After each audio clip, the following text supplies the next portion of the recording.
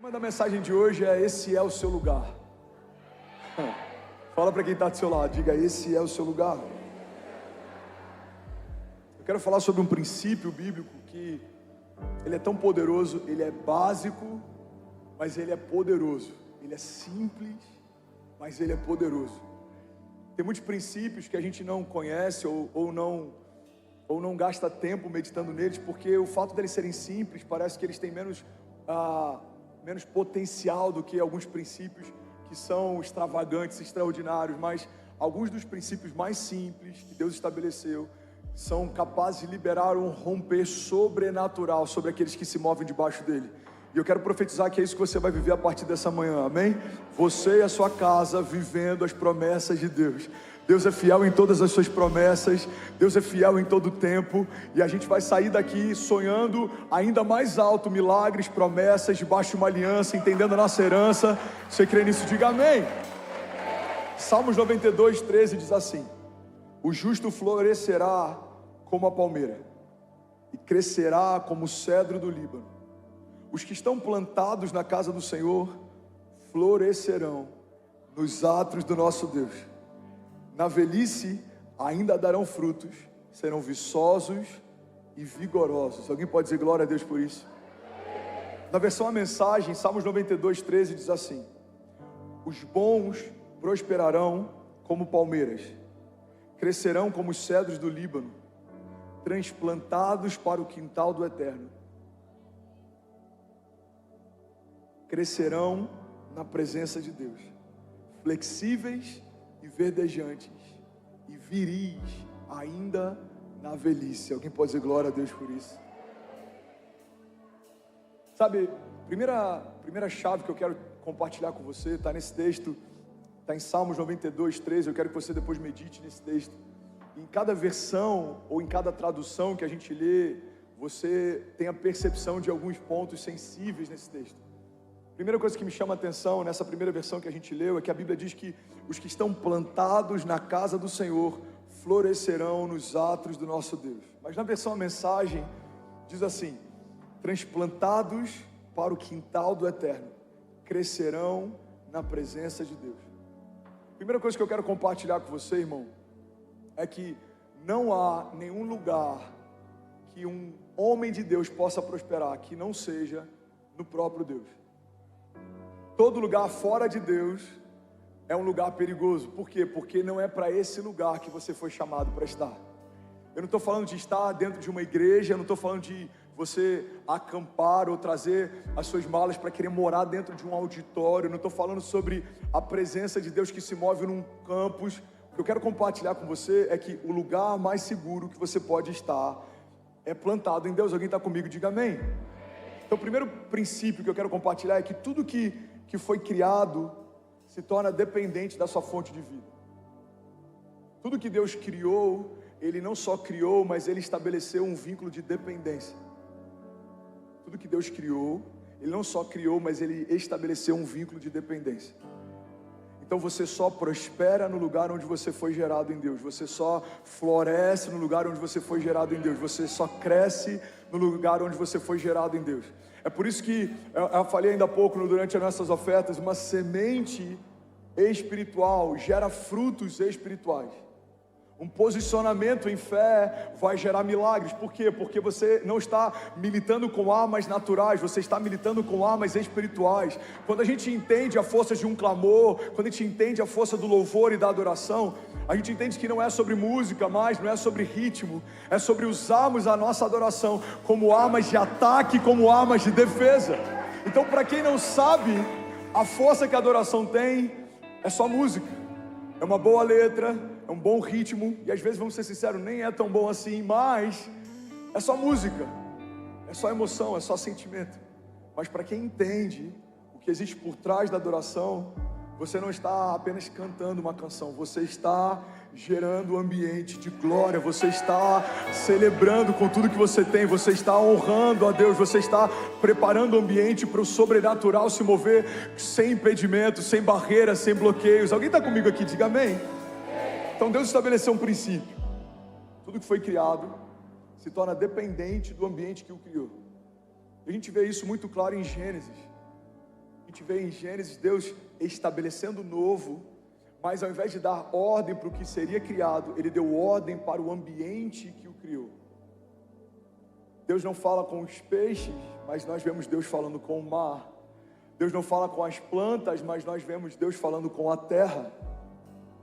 Deus não fala com o barro, mas nós vemos Deus falando consigo mesmo, quando foi criar você. Vamos para o texto. Gênesis diz assim, Gênesis 1:11. E disse Deus: produza a terra a erva verde, erva que dê semente, árvore frutífera que dê fruto segundo a sua espécie, cuja semente está nela sobre a terra. E assim foi. E a terra produziu erva. Quem produziu erva? E a terra produziu erva, erva dando semente conforme a sua espécie, e a árvore frutífera cuja semente está nela, conforme a sua espécie. Deixa eu só abrir um parênteses, porque a Bíblia ressalta em 2 versículos esse princípio em relação ao fruto, e eu queria falar um pouco sobre isso. O que diferencia um fruto de um legume ou de uma verdura, por exemplo? Alguém sabe? Por que um fruto é considerado fruto? Todo fruto é considerado fruto porque carrega dentro de si as suas sementes.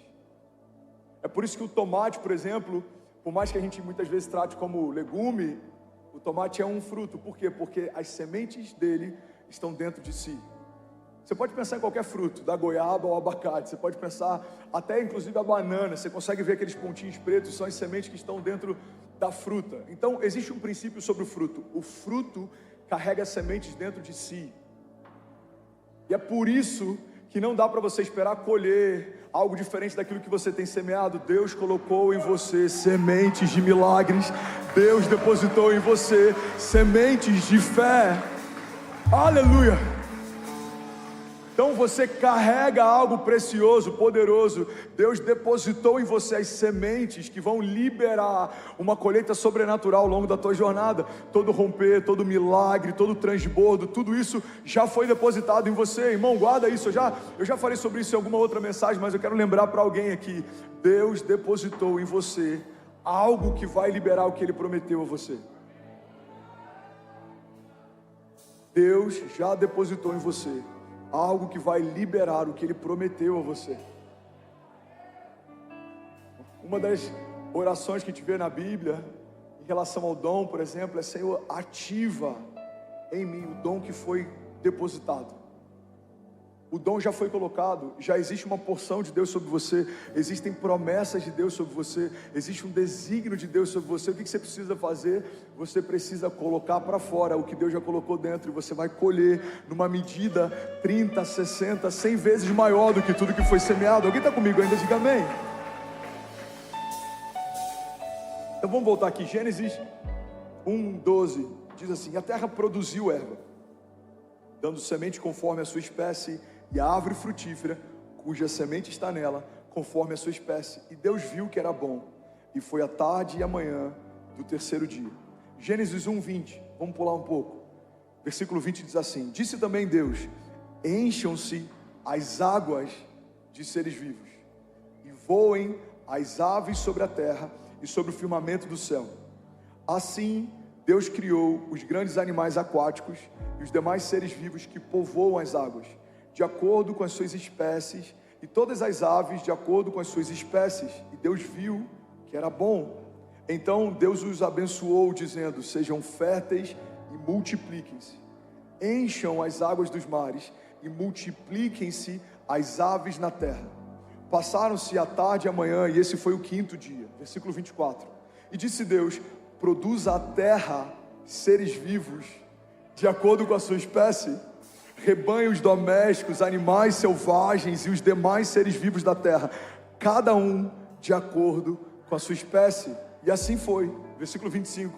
Deus fez os animais selvagens de acordo com as suas espécies, os rebanhos domésticos de acordo com as suas espécies, os demais seres vivos da terra de acordo com as suas espécies. E Deus viu que era bom. Versículo 26. Aqui tem uma chave poderosa. Então disse Deus: façamos o homem à nossa imagem, conforme a nossa semelhança. Domine ele sobre os peixes do mar, sobre as aves do céu, sobre os grandes animais de toda a terra e sobre todos os pequenos animais que se movem rente ao chão. Criou Deus o homem à sua imagem, a imagem de Deus o criou, homem e mulher os criou. Alguém pode dizer glória a Deus por isso? Não, se for para Jesus, você pode fazer melhor. Aleluia, aleluia.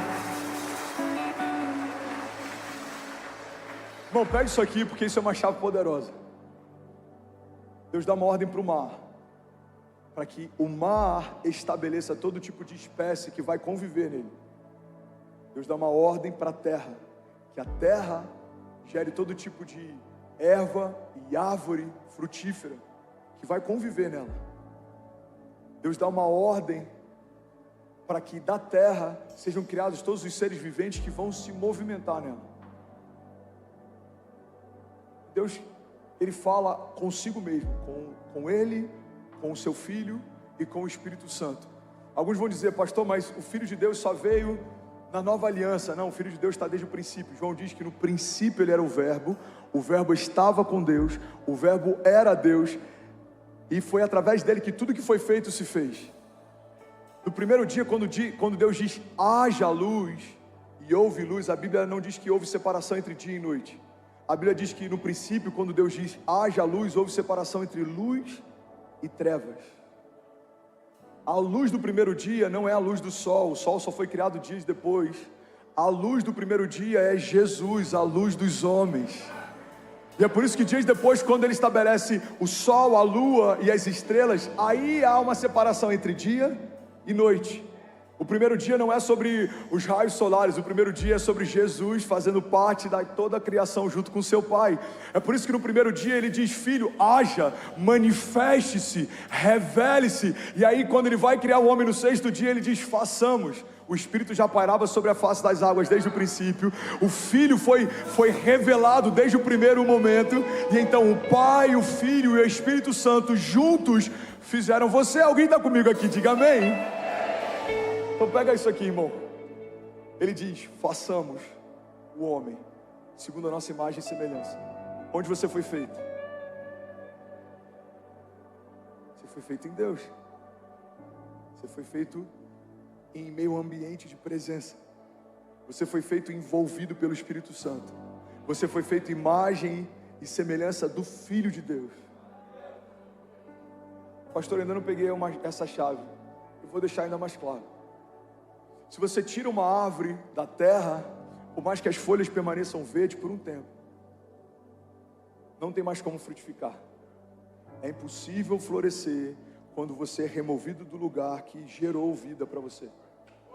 Se você tira um peixe da água, é impossível ele permanecer. Por quê?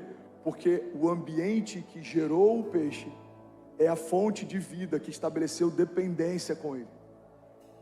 Alguns vão dizer, pastor, mas tem muita gente que não nasceu de novo em Deus e continua vivo. Sim, mas existem dois tipos de morte: morte natural e a morte espiritual.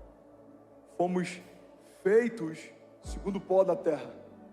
Então, se você não crê em Deus, você continua como um homem natural, se movendo sobre a terra. Mas passamos a viver depois que recebemos o sopro de vida. Se você é um homem espiritual, é impossível você se manter vivo espiritualmente se não estiver plantado no lugar da presença de Deus. Então, irmão, guarda isso aqui em nome de Jesus. Alguém está recebendo algo de Deus? Diga amém. Levante suas mãos, declare isso com autoridade. Diga, tudo que foi criado se tornou dependente da sua fonte de vida. Diga, peixes foram criados pelo mar, dependem dele para viver. Diga, árvores foram geradas pela terra, dependem dela para viver. Diga, eu fui gerado em Deus e eu dependo dele para permanecer de pé. Se você pegou isso, irmão, será que você pode celebrar Jesus no seu lugar? Não, de verdade, será que alguém pode, pelo amor de Deus, fazer barulho? Aleluia! Aleluia! Aleluia! Vamos lá, vamos começar. Primeiro princípio básico para a gente entender tudo que Deus vai falar aqui. Você foi plantado em um ambiente, e esse ambiente define o seu tamanho. Produção, traz para mim aquele bonsai, por favor. Gente, eu juro que eu tentei comprar o bonsai mais bonito de São Paulo, mas esse foi o melhor que a gente achou, ok? A gente fez o nosso melhor. Carlinho passou o final de semana todo procurando. Eu sei, não é um bonsai tipo do mestre Miyagi, mas vai servir para a gente entender a ilustração, amém, gente? Que a gente está em São Paulo, né? Aqui tem um bairro da Liberdade. Falei, gente, eu preciso de um bonsai, mas eu quero aquele bonsai. Aí chegou isso aqui, eu falei... Falei, se a gente pegasse um cotoco de árvore e fincasse aqui, ninguém ia saber, ia dar no mesmo. Mas isso aqui é um bonsai, amém, gente? Isso aqui é um bonsai de uma árvore frutífera. Se chama gabiroba. Quantos aqui conhecem a gabiroba? Ok, é boa essa fruta? É boa? Eu fui apresentado hoje. Bom dia, gabiroba, tudo bem? Não tinha nem fruto pequenininho. Tinha um pé de romã que tinha um fruto pequenininho, mas eu falei, não, vamos na gabiroba, eu sinto que tem algo de Deus aqui nela, vai dar certo. Vocês estão felizes ainda? Diga amém. O que é um bonsai? Bonsai é uma árvore normal, que se tornou limitada no seu crescimento, por conta do lugar onde foi plantado. Então, existe um limite para o crescimento desse bonsai. Mas a mesma semente que gerou ele, se for colocado no ambiente certo, vai gerar uma árvore que tem até 20 metros de altura. Vou falar de novo, alguém vai pegar aqui do lado esquerdo. Deixa eu ver se tem algum incendiário aqui do lado esquerdo. A mesma semente, em um ambiente diferente, estabelece estaturas diferentes. A mesma semente, num ambiente diferente, estabelece tamanho de frutos diferentes. Deixa eu vir para o lado direito, deixa eu ver se tem algum incendiário aqui. Alguém está comigo?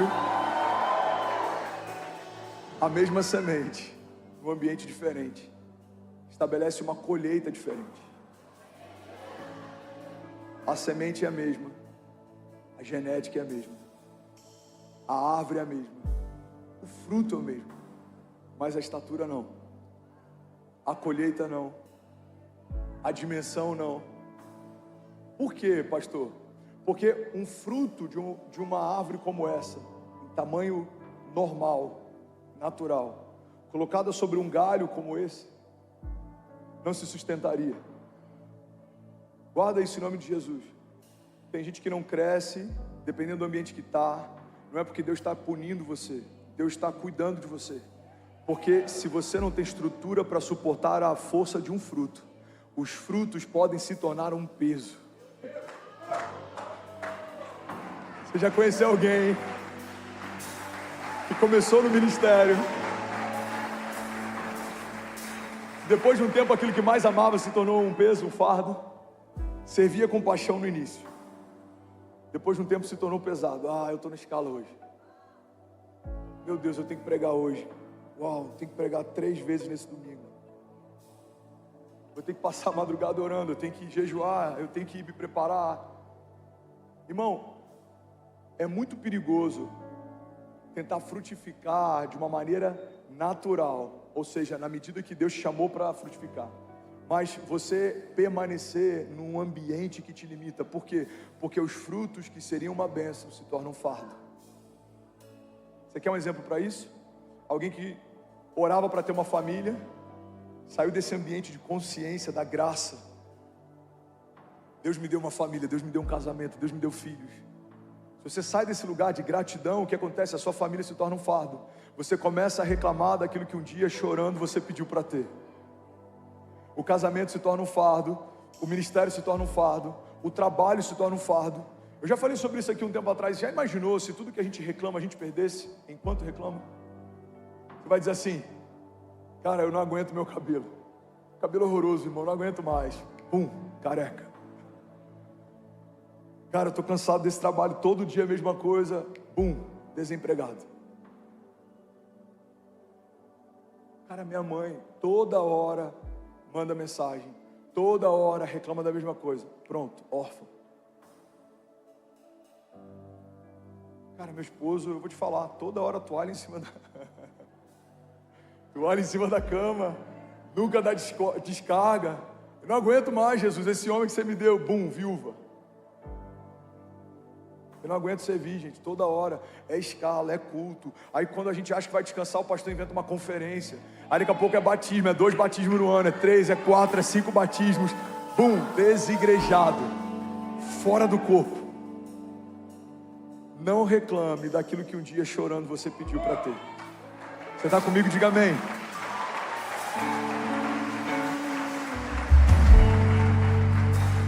Pastor Márcio, ele sempre diz para os pastores: filho, se algum obreiro, se algum voluntário está reclamando demais, que está pesado, pode ter certeza, alguma área dele está desalinhada ou em pecado, porque o que cansa é o pecado. O ministério te renova, a presença te renova, o fluir te renova, servir renova. Agora o pecado cansa. O pecado faz a gente murmurar daquilo que um dia a gente mais amou. O pecado faz a gente recusar aquilo que um dia a gente desejou. O pecado nos tira de um lugar onde você pode crescer como uma árvore frondosa e nos coloca no lugar onde nosso crescimento é limitado. Agora os frutos se tornaram menores. Por quê? Porque se forem grandes demais, eles vão quebrar toda a estrutura que você tem. Alguém está comigo aqui? Diga amém. O que limitou essa árvore para se tornar o que ela se tornou? O ambiente onde ela foi plantada. O ambiente onde você está plantado diz respeito não só aos frutos que você vai ter, mas diz respeito também até onde, cara, pega isso aqui em nome de Jesus, até onde as suas raízes podem chegar. A gente vai ler daqui a pouco, mas eu quero antecipar. Salmos fala a respeito disso, Jeremias fala a respeito disso, que um homem que confia no Senhor é como uma árvore plantada junto ao ribeiro das águas. Ou seja, as raízes se estendem até um lugar onde tem água. Mas quando você está num ambiente limitado, por mais que você se esforce, as suas raízes não podem sair daqui. Então toda a água que você vai ter é diretamente ligada à água que alguém vai te dar. Ou seja, você se tornou dependente de algo ou de alguém. Mas quando você está plantado no lugar certo, por mais que o tempo seja um tempo ruim, por mais que o lugar seja um lugar árido, as suas raízes se estenderão até onde há água, e você vai permanecer com as suas folhas verdes mesmo no tempo da seca. A Bíblia diz: o homem que confia no Senhor, o homem que teme o Senhor é feliz e próspero em tudo que faz. É como uma árvore plantada junto aos ribeiros das águas, que mesmo no tempo da seca, as suas folhas permanecem verdes, e ele dá o fruto certo, no tempo certo. Alguém está percebendo Jesus se movendo aqui nessa manhã? Você pode celebrar Jesus no seu lugar. Vamos, alguém. Aleluia. Então pega essa chave, irmão. O lugar onde você está plantado determina a sua estatura. Fala para quem está do seu lado: o lugar onde você está plantado determina a sua estatura. Fala para quem está do outro lado, para ninguém ficar de fora. Fala: o lugar onde você está plantado determina a sua estatura. Deixa eu fazer um pedido para a mídia. Lindão, espera eu liberar a chave para botar o texto. Você está dando spoiler em todo o princípio. Eu sei que você está animado com a palavra, eu sei que você está feliz para pregar junto, mas me ajuda. Amém? Vamos dar uma salva de palmas para o time da mídia. Eu estou assim, ó, será que já entraram? Espera aí, não cheguei lá. Vai dar tudo certo. Vocês estão felizes ainda? Então volta essa chave aqui, eu vou compartilhar ela e a gente vai fazer surpresa. Vai falar: uau, Jesus. Isso. Vamos lá? Próximo princípio que eu quero compartilhar e que é muito importante. O ambiente tem um potencial de te prosperar ou de te deformar. Uau! Não, volta. Gente, eu amo isso na igreja americana. O pastor da igreja americana fala assim: porque Deus ama você. Metade da igreja levanta e fala assim: wow, Jesus, come on, pastor, let's do it. Na igreja brasileira, a gente libera uma rema e o pessoal fala assim: bom. Aí você vem aqui, libera uma chave e fala: acho que o Luiz Hermínio já falou isso. Então vamos fazer surpresa, amém? Vou liberar uma chave e falar: uau, obrigado, Jesus, meu Deus, que palavra poderosa. Vocês estão preparados? Vamos lá? Ô mídia, volta aí, meu filho. Vou pregar sobre a ansiedade domingo que vem, tá? Não falta esse culto, pessoal da mídia. Próxima chave, o ambiente tem o potencial de te prosperar ou de te deformar. Come on. Jesus! Não, se for para Jesus, você pode fazer melhor. Aleluia! Aleluia! Aleluia! Glória a Deus! Glória a Deus! Fala para quem está do seu lado. O ambiente que você está plantado tem o potencial de te prosperar ou te deformar. Então não reclame da colheita do seu vizinho se ele está gastando mais tempo para preparar o solo do que você. Não compare a tua jornada com o do seu irmão se ele está gastando mais tempo preparando o solo do que você. Porque você é responsável por estabelecer um ambiente que vai determinar o tamanho das suas raízes, dos seus frutos, a dimensão da sua colheita. Sabe, eu lembro que na minha primeira igreja, onde a gente liderou, eu e a Kezinha, a esposa do pastor, ela tinha um sonho. E o sonho dela era ir para Israel. E aí um dia a gente estava num encontro na casa dos pastores e conversando, e ela falou: meu sonho é ir para Israel, meu sonho é ir para Israel. E aí em algum momento eu falei: deixa eu perguntar para a pastora se ela tem passaporte. Eu falei: pastora, você tem passaporte? Ela falou: não, filho, não tenho. Eu falei: então sua expectativa não faz sentido. Você está esperando que Deus quebre um princípio. Deus não vai te transportar para Israel se você não tiver autorização para entrar. Então compra o passaporte, faz o passaporte, que a partir do passaporte algo vai acontecer. Você recebe isso? Ela falou: amém, eu recebo. Sabe o que aconteceu? A gente mobilizou os jovens, a gente vendeu trufas de chocolate, a água mineral no sinal, a gente fez tudo que você imaginar, lava-jato na frente da igreja por semanas, e a gente conseguiu levantar o recurso, e a gente enviou os nossos pastores para Israel, e eles tiveram a primeira viagem internacional dele para a Terra Santa. Mas sabe por que eles entraram lá? Porque eles fizeram passaporte. E Deus me deu uma chave no meio daquela experiência: não peça para que chova se você ainda não preparou os campos para a chuva.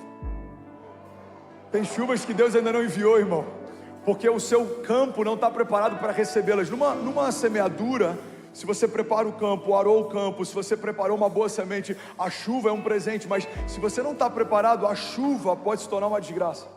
Tem muita gente clamando para que Deus derrame chuvas, mas Deus está dizendo: eu estou esperando você preparar os campos. Alguém pega isso aqui em nome de Jesus.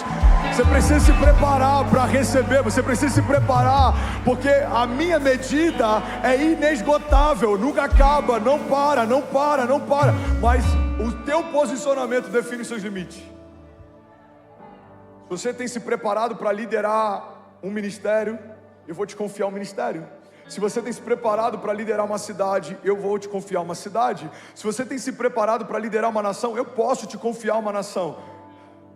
A Bíblia diz, irmão, pega isso aqui: pede-me e eu te darei as nações por herança, e os confins da terra como a tua propriedade. Alguém pode dizer glória a Deus por isso? Mas por que tem muita gente que não rompe, pastor? Tem muita gente que não rompe porque só se move no natural. Tem muita gente que não rompe porque só se move no natural. Eu preciso fazer contas. Se as contas disserem que dá para ir, eu vou. Se as contas disserem que não faz sentido, eu fico. Eu vou pedir opiniões. Se as opiniões me derem uma motivação, eu vou. Se as opiniões abaterem o meu coração, eu fico. O problema, irmão, da gente caminhar debaixo de promessas sobrenaturais é que a medida aumenta, a régua é outra. Deus não te chamou para caminhar como homem natural, porque você deixou de ser natural quando confessou Jesus como Senhor e Salvador da sua vida. Nós morremos para a velha vida e nós nascemos para o novo de Deus. Você foi justificado pelo sangue de Jesus, você foi lavado pelo sangue de Jesus, você se tornou uma nova criatura, você foi estabelecido a partir de uma nova natureza. Então uma nova natureza se alimenta de novos alimentos. Você recebeu novas vestes, você recebeu uma nova mentalidade. A Bíblia diz: transformai-vos pela renovação do vosso entendimento, para que possam experimentar qual é a boa, agradável e perfeita vontade de Deus. Bill Johnson diz que a nossa mente é um ótimo servo, mas é um péssimo senhor. Para quem quer caminhar pela fé, a mente se torna um problema se ela não estiver sujeita ao Espírito. Alguém pega isso aqui comigo em nome de Jesus. Para quem quer caminhar ao lado de um Deus de milagres, se a sua mente não estiver sujeita ao seu Espírito, você não vai se mover por aquilo que crê, você vai se mover por aquilo que vê. A mente não pode assumir um papel de governo na construção da história de um homem de Deus. Por quê? Porque a mente, ela vai discernir aquilo que o Espírito falou. Paulo diz: quando nós oramos no Espírito, essa oração é infrutífera para a nossa mente, mas ela edifica o nosso espírito. É como o Espírito de Deus falando ao nosso espírito a respeito das coisas de Deus.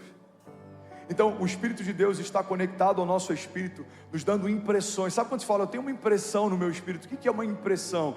Uma impressão é quando o seu espírito está dizendo para você: não vá, não faça, não entre, não compre. Ou então ele está dizendo: avance, sou eu quem abri essa porta, é de Deus, faça, se mova, não tenha medo. Um homem espiritual precisa se mover segundo impressões espirituais. Pastor, mas a Bíblia diz que numa multidão de conselhos há sabedoria. Sim, mas você precisa acessar uma multidão de conselhos de homens espirituais. Homens que acessam os céus, homens que ouvem os céus, te darão um conselho dos céus. Homens que são naturais, te darão conselhos naturais. Você quer um exemplo de um conselho natural que pode roubar, abortar um destino profético? Pedro e Jesus. Jesus fala: olha, eu vou ser entregue nos próximos dias, eu vou ser vendido, vou ser crucificado. Pedro fala: não, Senhor, de forma alguma, nós não vamos permitir que isso aconteça. Isso é um bom conselho, mas é um conselho natural. O conselho de Pedro está dizendo para Jesus: a gente não vai permitir que você seja vendido e morto. Mas esse era o plano de Deus. A cruz não foi um engano, a cruz foi o propósito. A cruz não aconteceu por acaso. Jesus veio para ser crucificado. A palavra já dizia: maldito é todo aquele colocado sobre o madeiro. A maldição da criação veio sobre Jesus naquele lugar, e a bênção de Deus veio sobre a criação a partir daquele dia. Então o que Pedro está dizendo, naturalmente, é: nós pouparemos você, guardaremos você, cobriremos você. Mas o que Pedro está dizendo, segundo o entendimento espiritual, é: nós impediremos o plano da redenção de se manifestar. E é por isso que Jesus é tão duro. Jesus responde ele dizendo: para trás de mim, Satanás. Esse é um conselho bom, mas não é um conselho de Deus. Pega isso aqui. Esse é um conselho que me poupa, mas nem sempre me poupar significa me levar para o lugar que Deus quer me levar. Tem muita gente que não rompe, está cercada de mimimi, de escassez. Por quê? Porque tem momentos que você tinha que ser confrontado e você esperava que você fosse abraçado. Tem momentos que você precisava ser colocado numa estação de desconforto, mas você preferiu ficar no lugar de conforto. Irmão, não acaba bem quando em momentos em que a gente tem que estar em meio a batalhas, a gente prefere ficar em meio a palácios. A Bíblia diz que era primavera, tempo em que os reis iam para a guerra. Davi preferiu ficar no palácio. E porque numa estação de guerra ele preferiu o conforto, ele abriu uma brecha que manchou para sempre o seu legado, a sua história e a sua família. Quem está comigo aqui ainda, diga amém. Então guarda isso, irmão. Um lugar de desconforto com Deus é o melhor lugar que você pode estar. Um lugar de batalhas, desafios com Deus é o melhor lugar que você pode estar. O lugar mais seguro que um homem espiritual pode estar é correndo riscos com Deus. Mas Muitas vezes a gente espera a aprovação de homens para se mover debaixo de uma palavra de Deus. Muitas vezes a gente espera opinião de homens para se mover debaixo de uma palavra de Deus. Irmão, olha para mim, se Pedro tivesse consultado os discípulos, ele não teria andado sobre as águas, porque se todos eles tivessem a mesma coragem que Pedro teve, quando eles viram Pedro andando sobre as águas, teriam se lançado do barco também. Você já parou para pensar que eles não só não tiveram ousadia para dar o primeiro passo, como também não tiveram ousadia para seguir Pedro depois que ele foi?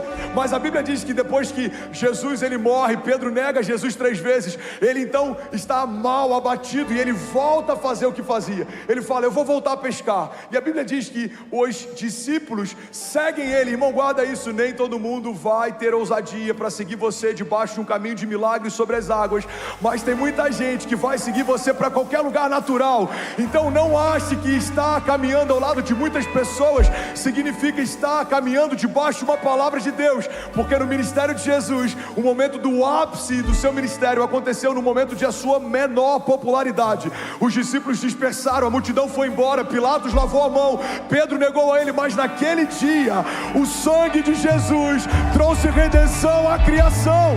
Alguém pode dizer glória a Deus por isso? Aleluia, aleluia, Jesus, aleluia. Não é sobre prosperidade, não é sobre quantidade, não é sobre bom conselho natural, é sobre caminharmos debaixo de uma dinâmica sobrenatural. Tem muita gente que não rompe, porque só se move no natural. Para que você foi chamado?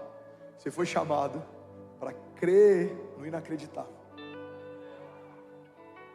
para ver o invisível. André, eu não estou vendo nada do que você falou. Pois é invisível aos olhos naturais, mas você precisa discernir pelo Espírito. Deus disse: o epicentro de uma onda de avivamento que vai tocar a nação.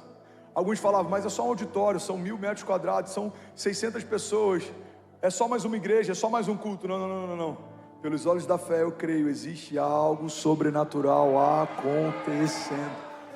Eu recebi de 2 ou 3 homens de Deus em momentos diferentes essa palavra, que a gente viveria no Brasil, o epicentro de um avivamento. Você sabe o que é um epicentro? O epicentro de um maremoto é a gênese, o início desse fenômeno que acontece num lugar onde ninguém vê, debaixo das águas. O epicentro de uma grande onda começa a se formar. Guarda isso, irmão. Preguei esses dias sobre homens de governo, e eu falei que governa quem ouve os céus. José governou no tempo da seca porque ouviu os céus no tempo da fartura. Daniel era mais sábio do que todos os sábios da Babilônia. Todo homem de Deus e todo herói da fé governou porque ouviu os céus. Eu vou usar um termo entre 2 aspas para que ninguém depois me questione, mas guarda isso, é quase uma covardia. Os homens naturais estão se movendo segundo estratégias naturais, mas os filhos de Deus estão se movendo segundo uma palavra de Deus. Aquele que passeia na eternidade, aquele que fez os céus e a terra, aquele que está no seu futuro esperando você chegar, está liberando para você palavras, e eu vou botar entre aspas, dicas. Ele está dizendo: não vai por aí, não entre nisso, não faça isso, faça, compre, venda, conecte, não conecte, se aliancie, não se aliancie. A palavra de Deus diz em Eclesiastes 3: há um tempo determinado para todo o propósito debaixo dos céus. Então quem ouve os céus governa. Por quê? Porque discerne as estações. A palavra de Deus diz que o sábio discerne o tempo e o modo de todas as coisas. Igreja, guarda isso aqui em nome de Jesus. Quem discerne estações evita frustrações. É tempo das vacas gordas. José falou: está vindo o tempo de vacas magras, vamos guardar. Ele ouviu. Uau, eu preciso terminar. Alguém consegue ouvir mais 5 minutos dessa palavra? Ele ouviu uma palavra, e ele governou no tempo da seca. Ele juntou semente quando ninguém juntava, ele vendeu semente quando ninguém tinha. Pega isso aqui, irmão. José juntou semente quando ninguém juntava, e ele vendeu semente quando ninguém tinha. Por quê? Porque quem ouve os céus governa. Quem ouve os céus governa. Então você não foi chamado para caminhar de forma natural. Você foi plantado num ambiente sobrenatural. Suas promessas são sobrenaturais, foram feitas por um Deus sobrenatural. A sua aliança é uma aliança sobrenatural. Olha o que a palavra de Deus diz. A ceia, o cálice, representa uma aliança feita pelo sangue de Jesus. É uma representação. Mas a aliança não tem a ver com suco de uva sobre vinho. A aliança foi estabelecida por sangue. O sangue de Jesus estabeleceu uma aliança sobrenatural. E a partir dessa aliança, todo aquele que nele crê não perece, mas será salvo. Se você nasceu de novo, você se tornou um homem espiritual. E tudo que você vai viver a partir de uma dinâmica espiritual. As promessas são espirituais, os milagres são espirituais, a provisão é espiritual, os livramentos são espirituais. Por quê? Porque você não é mais dessa terra, você não é mais pó da terra, você se tornou cidadão do céu. Jesus, o único Filho de Deus, se fez homem para que todos os homens pudessem ser feitos filhos de Deus. 1 Coríntios 1:20 diz: onde está o sábio? Onde está o erudito? Onde está o questionador dessa era? Acaso não tornou Deus louca a sabedoria desse mundo? Visto que na sabedoria de Deus o mundo não o conheceu por meio da sabedoria humana, agradou a Deus salvar aqueles que creem por meio da loucura da pregação. Os judeus pedem sinais miraculosos, os gregos procuram sabedoria. Nós, porém, você pode levantar suas mãos, nós, porém, pregamos a Cristo crucificado, o qual de fato é escândalo para os judeus e é loucura para os gentios, mas para aqueles que foram chamados, tanto judeus como gregos, Cristo é o poder de Deus e a sabedoria de Deus. Porque a sabedoria de Deus é mais sábia que a sabedoria humana, e a fraqueza de Deus é mais forte que a força do homem. Irmãos, pensem no que vocês eram quando foram chamados. Poucos eram sábios segundo os padrões humanos, poucos eram poderosos, poucos eram de nobre nascimento, mas Deus escolheu as coisas loucas do mundo para envergonhar os sábios, e escolheu as coisas fracas do mundo para envergonhar as fortes. Ele escolheu as coisas insignificantes do mundo, as desprezadas e as que nada são, para reduzir a nada as que são, para que ninguém se vanglorie diante dele. Alguém pode dizer glória a Deus por isso?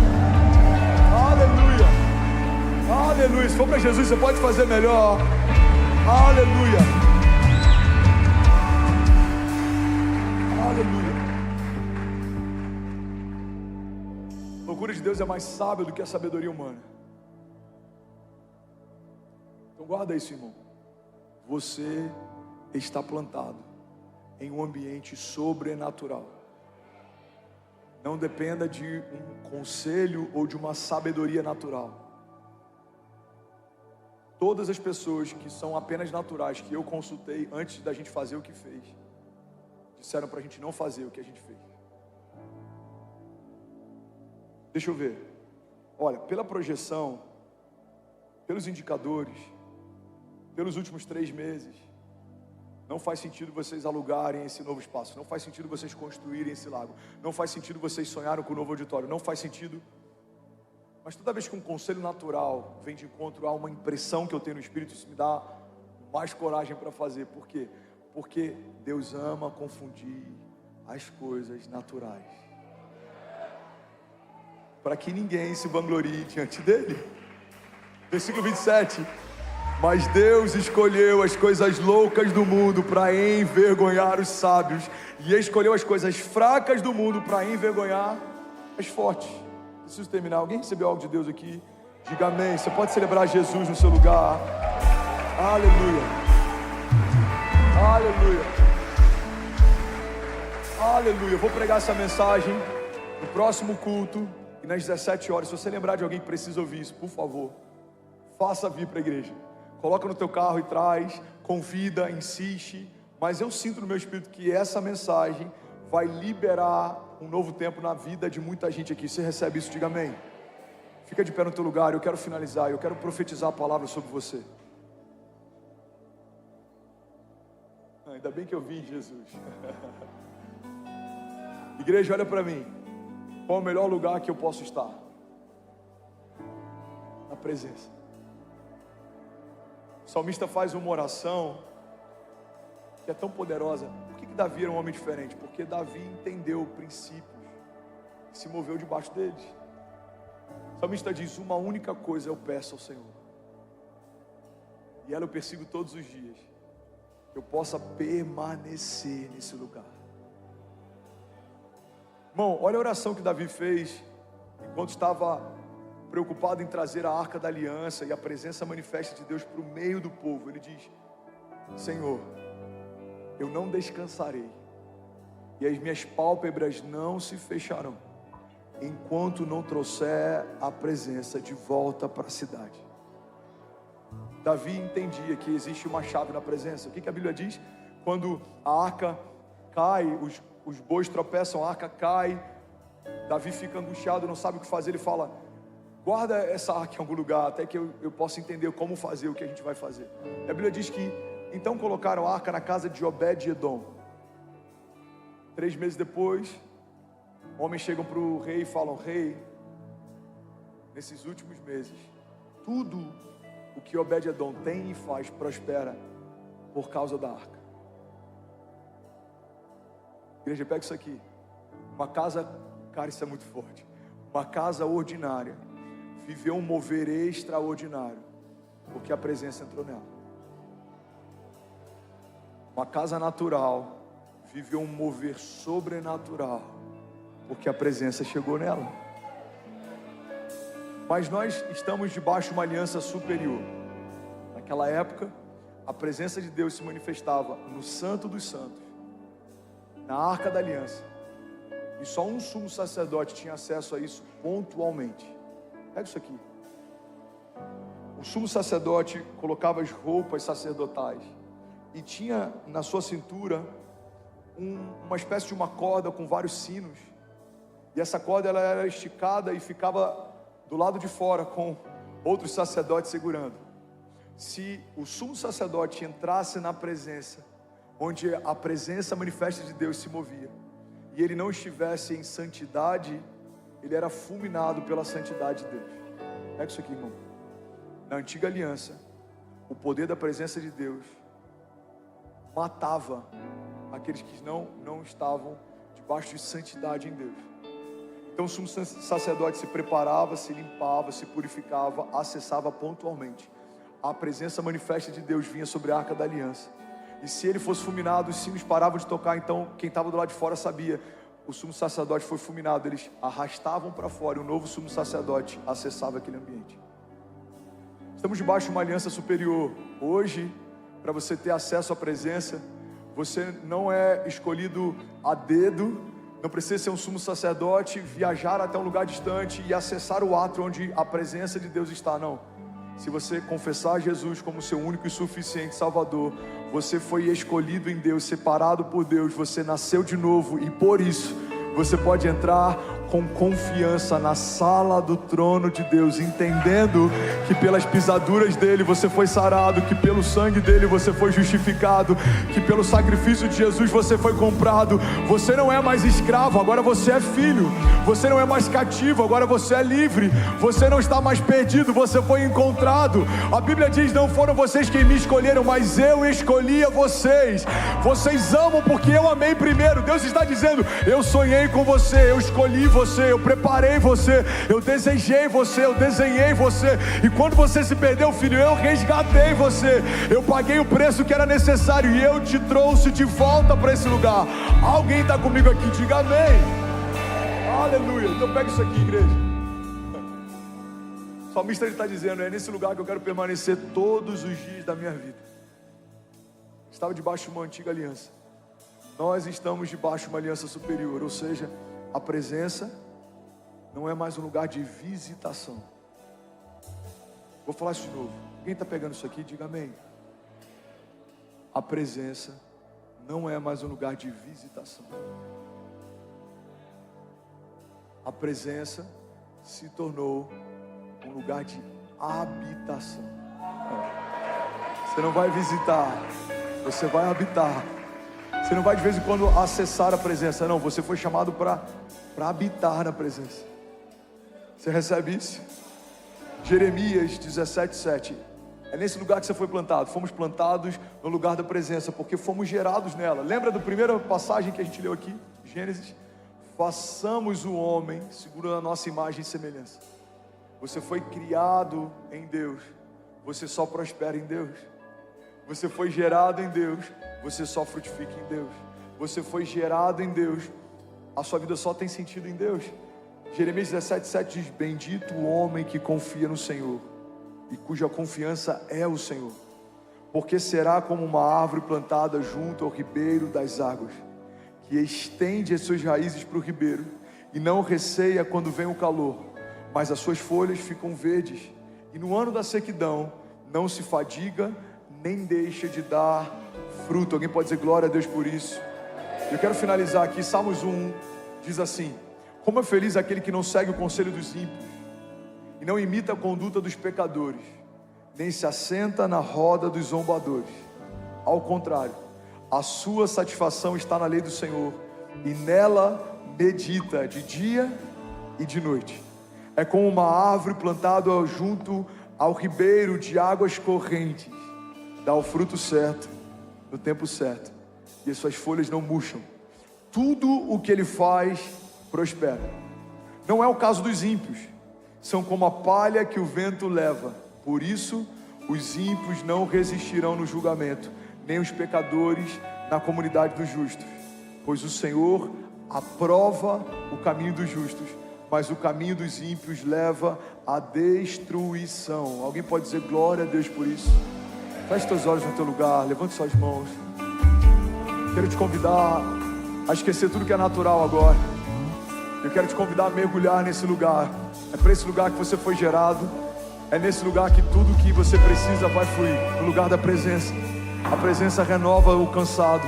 A presença liberta o cativo. Vamos, feche teus olhos, levante suas mãos. A presença restaura o que foi quebrado. A presença restaura o que foi partido. A presença traz leveza. A presença despedaça o jugo. A presença de Deus é tudo que você precisa. A presença te tira de um lugar de vergonha, te coloca no lugar de dupla honra. A presença coloca você de pé. A presença é tudo que você precisa. Pai, nós declaramos em nome de Jesus liberdade nesse lugar para o teu fluir, liberdade nesse lugar para o teu agir. Restaura o que foi perdido, restaura o que foi quebrado. Jesus, nós declaramos novas vestes, nós declaramos novos sonhos, novos passos de fé. Pai, nós declaramos o teu Espírito fluindo com liberdade nessa manhã. Atrai o nosso coração para a tua presença, Jesus. Captura o nosso coração, a nossa mente, mantém os nossos pensamentos cativos no Senhor. Nós declaramos, nós e a nossa casa serviremos ao Senhor todos os dias. Nós pertencemos ao Senhor, nós te amamos, nós te desejamos. Nós dependemos do Senhor para tudo. Uma palavra tua e a nossa história é transformada. Uma palavra tua e os céus se movem. Uma palavra tua e a terra para de rotacionar. Uma palavra tua e mortos ressuscitam, milagres acontecem. Uma palavra tua é tudo que a gente precisa. Tudo bem, você acabou agora de assistir um vídeo. Se você ainda não está inscrito, já se inscreve também no nosso canal, ativa esse sininho aqui embaixo de notificação e toda vez que eu fizer uma live ou estiver transmitindo uma mensagem ao vivo, você vai ser um dos primeiros a saber. Mas eu deixei mais 2 indicações aqui que eu espero que façam muito sentido para você. Então já aproveita e clica para assistir a próxima mensagem, beleza? Seja bem-vindo ao time de incendiários e eu espero de verdade que essas mensagens mudem a sua vida como elas têm mudado a minha também. Até a próxima. Valeu!